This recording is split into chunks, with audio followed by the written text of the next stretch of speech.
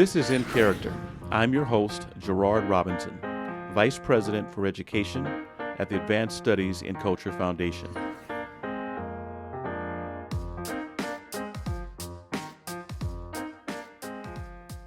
Hello, everyone. This is Gerard Robinson, and welcome back to another session of In Character. As you know, I have a chance to meet with wonderful people across the country as a group, and then we do a one-on-one conversation. And so from Arizona, I have Christine with me, who is a state elected official. Welcome back. Thank you. It's a pleasure to be here. You are elected official. You decided to do it and to get involved. Many teachers may think about running for office. Some do and some lose. Some say, you know what, it's not for me. What was the tipping point for you? There were two tipping points, really. One was a student a couple of years ago, a junior, asked me if kids in Arizona were worth less than kids in other states. And I figured I knew where he was going with this, but I asked him, something. I mean, this is a couple of years ago, so I don't remember word for word, but I said something like, no, of course not. What do you mean? And he said, well, we are funded at last in the nation, so we must be worth less than other kids. Mm-hmm. And that conversation horrified me. It still horrifies me. So that was really the first tip where I really recognized on a very deep level that what I was doing within the four walls of my classroom was maybe not enough, like that more needed to happen. And then I became a teacher of the year very shortly after that, and had the opportunity to really travel the state and see, really what's going on everywhere. And right after that was the second tipping point. So really the teacher of the year just gave me that exposure, gave me that background knowledge, gave me the confidence to really speak to what's happening to kids in the state. And about 3 months after my tenure ended, somebody relatively powerful in the Democratic circles here in Arizona came to me and said, you need to run for state Senate. And I said, you're crazy. Like, I teach high school full time, and that, no. And I said no for about 6 weeks until I came to this realization that either way I was going to lose sleep. If I ran for office, I was going to lose sleep from physically having to be up and doing things. And if I didn't run for office, I was going to lose sleep in a worse way, the tossing and turning and the recognition that I hadn't done everything possible for those kids like mine who said, our kids in Arizona are worth less than kids in other states. So it was really two tipping points, the student and then the shove. So I said yes, like I said, after about 6 weeks. Is there something in your classroom experience, or if you attended a education school, or if you went to any school, is there something about your undergraduate and or graduate training that prepared you to run for office?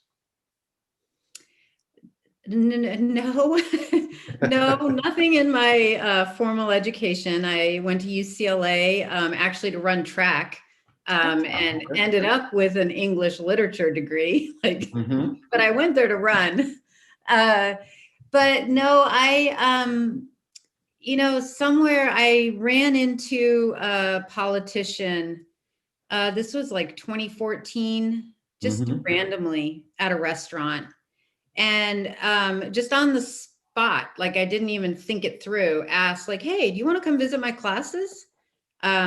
And he said yes. And he was a Republican. And I then started doing the research and started inviting people, period. So if you're going to invite a Republican, you got to really invite a Democrat. If you're going to invite a candidate, you have to invite everyone in the race. So I had, just dozens of politicians who would come in and speak to my English language class, which is an AP test. They take the AP test, but a lot of the advanced placement test for English language really comes back to contemporary American like values. So having the politicians come in actually ironically dovetailed so nicely for the kinds of essays that those kids had to write. So that was really, that was my experience really was, and that led me to go down, I was down to the Capitol all the time. And during my Teacher of the year, I was down there every week, advocating for bills or against bills or, for just education funding. So that's my experience. It was kind of indirect. It's funny you say that because I was a fifth grade school teacher in Los Angeles when then a federal judge, now member of Congress, visited our school. I walked through an exercise and he walked over and said, you're a really good teacher. And we talked shop. He says, have you ever thought about getting involved in public policy? I was like, no. He said, because you want to know how is it that you're getting a good impact with 30 students, but why not 30 million?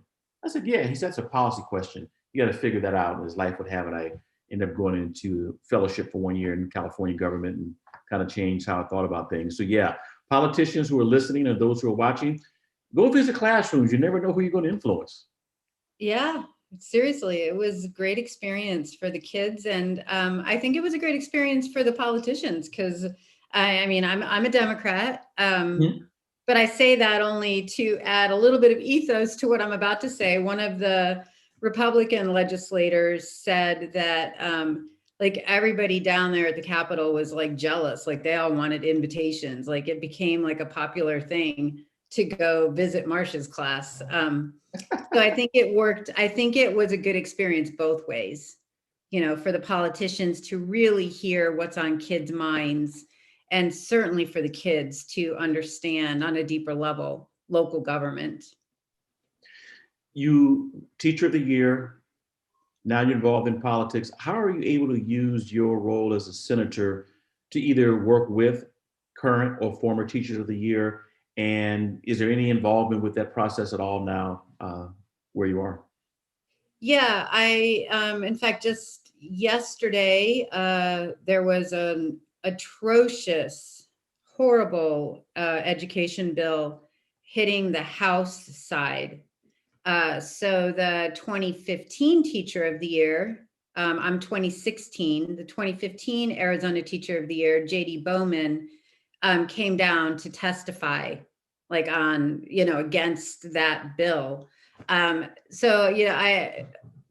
Other than that though, other than those kind of informal, more behind the scenes type things, I can't say, I try to keep involved and I stay involved with our local Arizona Teachers of the Year. I love them absolutely dearly.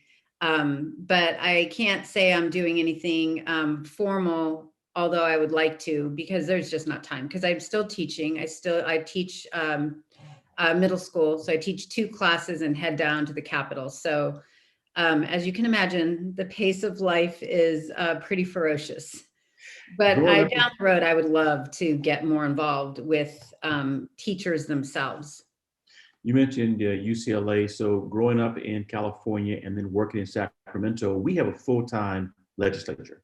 That's their job. When I moved to the East Coast, I was shocked to know that we had part-time citizen-led legislatures, and you are part of it right now. You say going back to the Capitol, how far of a drive are you from the Capitol, from where you live? I'm lucky. It's about 35 to 40 minutes from my school to the Capitol. So it's not too bad. That's why I'm able to teach. If I, lived in Yuma or Tucson or Flagstaff, of course, I would not be able to continue. Well, I guess I could have. I just would have had to get a teaching job near the Capitol, but I am still in my former teaching job, just on a reduced, instead of full-time, I teach 2 classes. Good for you. Well, I'm a former staffer to a state senator in California, so I know how hard state senators work. And you got a large swath of constituents that you have to work with. And so Thank you for your work. Thank you for continuing to teach, for sharing what you've learned and experienced and do with those of us in character. As you know, we're here to be helpful, so I look forward to having you on at a later date. All right. Thank you. Okay, take care.